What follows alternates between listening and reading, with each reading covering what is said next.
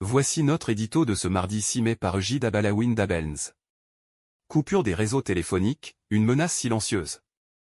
Au cœur du Sud Kivu, la voix des citoyens s'efface non seulement sous les coups de feu mais aussi dans le silence numérique.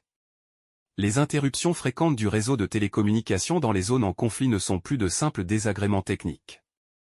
Elles deviennent une atteinte grave à la liberté de communiquer, de s'informer et de se faire entendre. Dans un contexte de violence armée et d'instabilité chronique, la communication est vitale. Elle permet aux familles de rester en contact, aux victimes de signaler un danger, aux journalistes de relayer les faits, aux ONG de coordonner l'aide.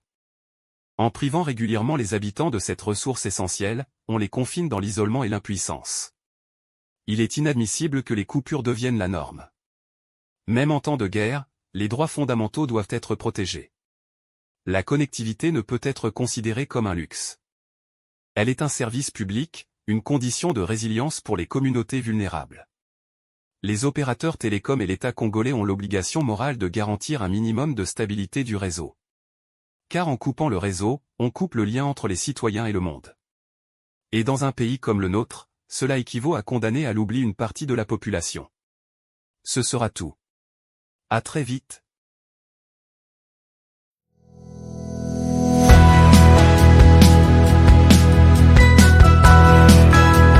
Voici à présent notre tribune d'opinion, le dilemme des jeunes face à la pauvreté locale et au rejet étranger.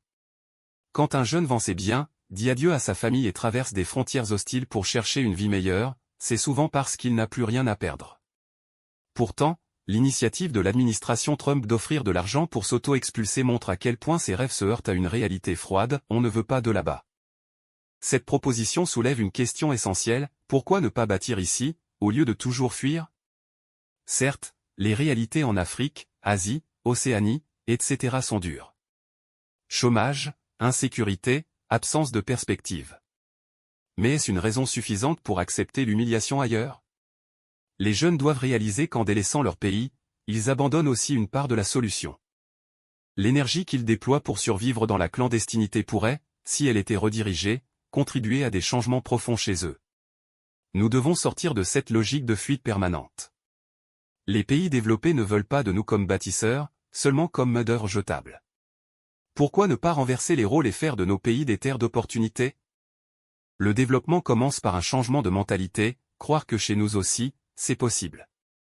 À l'heure où l'Occident ferme ses portes, il est plus que jamais nécessaire de redonner confiance aux jeunes dans leur propre potentiel et dans leur patrie. La question n'est pas de partir ou rester, mais de savoir pourquoi on part et ce que l'on abandonne en chemin.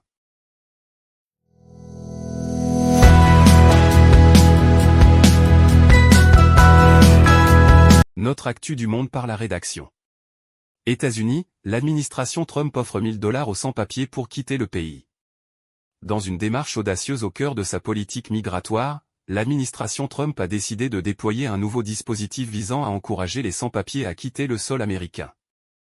Ainsi, la stratégie se dévoile sous l'angle d'une solution amiable avant que les menaces d'expulsion ne deviennent réalité. Cette proposition soulève cependant de nombreuses questions éthiques et sociales. D'un côté, elle peut être perçue comme une aide pour ceux qui souhaitent quitter les États-Unis de manière digne, leur offrant une voie de sortie que certains pourraient considérer comme plus humaine. De l'autre, elle soulève des craintes quant à l'équité de cette approche, en qualifiant les sans-papiers de « cible » d'une politique qui oscille entre compassion et fermeté.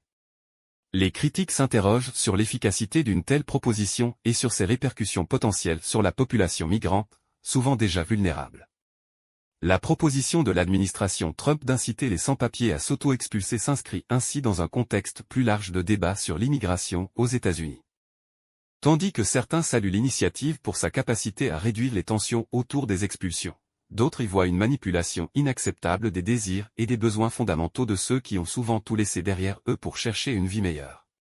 Ce faisant, la politique migratoire se trouve au cœur d'une réflexion cruciale sur l'humanité, la justice sociale et le traitement des populations en quête d'opportunités.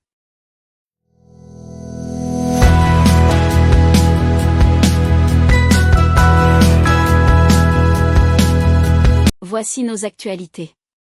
Bukavu, un arbitre de football brûlé vif pour un présumé vol à mains armées. L'atmosphère était lourde au matin du mardi 6 mai 2025 à Irambo, dans la commune d'Ibanda à Bukavu. Patrick Ngalamouloumé, connu comme arbitre affilié à l'entente urbaine de football de Bukavu, a tragiquement perdu la vie, lynché puis brûlé vif par une foule en colère. Il aurait été accusé de vol à main armées, selon les premiers témoignages recueillis sur place. La scène d'une rare violence a secoué les habitants du quartier, certains peinant à croire qu'un visage familier du milieu sportif puisse être impliqué dans de tels actes. Au-delà de l'émotion, cet événement soulève des questions sur la montée de la justice populaire à Bukavu, où la confiance en la justice formelle semble s'effriter dangereusement. Les autorités locales n'ont pas encore confirmé les faits ni présenté les résultats d'une enquête, laissant planer le doute sur les circonstances réelles de cette tragédie. Pendant ce temps, dans les cercles sportifs, c'est la consternation. Patrick, désormais réduit à une accusation sans procès, laisse derrière lui un vide douloureux et une vile enquête de réponse.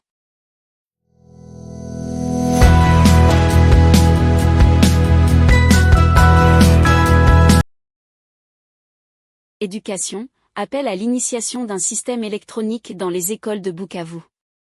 Depuis plus de 2 mois, de nombreux élèves de Bukavu, chef-lieu de la province du Sud Kivu, se retrouvent dans des conditions d'études précaires en raison de l'exclusion scolaire liée à des impayés de frais.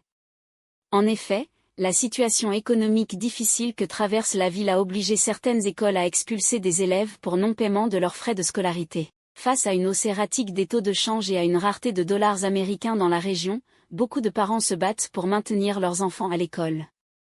Certains doivent se tourner vers les provinces voisines pour transférer de l'argent, souvent à des coûts prohibitifs, car les montants exigés par les écoles ne correspondent pas à la réalité du marché. Actuellement, alors que le taux de change avoisine les 3002 cents à 3250 francs congolais sur le marché, les écoles fixent souvent leurs tarifs à 3004 cents voire 3500 francs congolais. Cette différence crée une pression financière supplémentaire sur les familles. Pour remédier à cette situation, l'instauration d'un système de paiement électronique dans les établissements secondaires devient primordiale. Ce dispositif permettrait aux élèves de régler plus facilement leurs frais scolaires, et ainsi d'éviter les exclusions.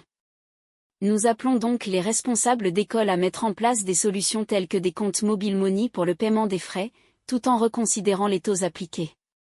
Cela garantirait un accès à l'éducation dans des conditions adéquates pour tous.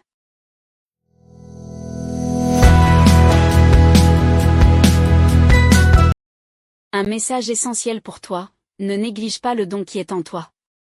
Par Egide Abalaouien, ne néglige pas le don qui est en toi, et qui t'a été donné par prophétie avec l'imposition des mains de l'Assemblée des Anciens. 1 Timothée 4, 14. Bien-aimés frères et sœurs, nous sommes chacun dotés de dons uniques que Dieu a placés en nous pour un but précis, et il est essentiel de reconnaître leur importance. Dans 1 Timothée 4, 14, l'apôtre Paul nous exhorte à ne pas négliger le don qui est en nous. Ce don, qu'il s'agisse d'une capacité, d'un talent ou d'une vocation, reflète l'amour et la sagesse de notre Créateur. Lorsque nous ignorons ou dévalorisons ce que Dieu a placé en nous, nous risquons non seulement de manquer notre appel personnel, mais aussi de priver la communauté de ce que nous pouvons apporter. Il est donc crucial d'explorer et de cultiver ces dons, de les mettre au service des autres, et de porter un témoignage vivant de notre foi par nos actions. En agissant ainsi, nous honorons le don de Dieu et affermissons notre rôle dans le corps du Christ. N'oublions pas que ce don n'est pas seulement pour nous-mêmes, mais pour la glorification de Dieu et l'édification des autres. Engageons-nous à prier, à étudier et à nous former pour utiliser ces talents de manière efficace. Chaque geste, chaque parole, chaque action empreinte de notre don peut avoir un impact éternel sur ceux qui nous entourent. Soyons des instruments de changement, des lumières dans l'obscurité, et ne laissons jamais nos dons s'éteindre. Que notre vie soit un écho vibrant de la grâce de Dieu, et que nous soyons déterminés à utiliser tout ce qu'il nous a confié afin de bâtir son royaume ici-bas.